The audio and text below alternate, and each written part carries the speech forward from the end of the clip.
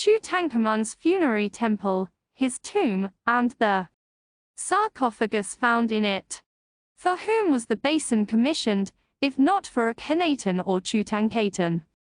The prime candidates for original ownership of the basin include Tutankhamun's predecessors, King Smenkhare, and the ruling queen who bore the epithet beneficial for her husband.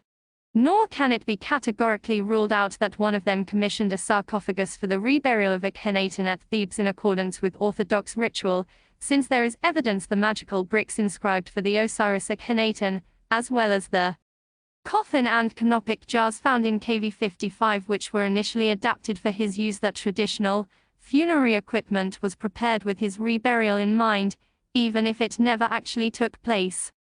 An idea considered and dismissed the idea that it could have belonged to a female pharaoh who followed Akhenaten on the throne, since in 1993 no funerary equipment made for such a woman had been identified. But then Mark Gabold demonstrated that items made for her burial were subsequently reworked for Tutankhamun's use. In other words, it is today plausible that she commissioned a sarcophagus for herself as pharaoh.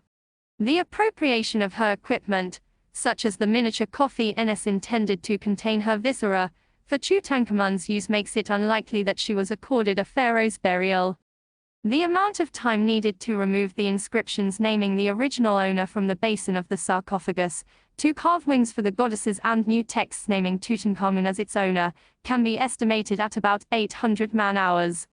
If a team of 4 men, one at each lateral surface, worked for at least 8 hours each day, they could have completed the appropriation of the basin in Tutankhamun's favor in a month. In other words, the job could have been finished within 70 days, the standard period, according to tradition, for completing the mummification process. If so, it follows that no sarcophagus was commissioned for the king early on as was customary, and perhaps no preparations at all were made for his burial until he died.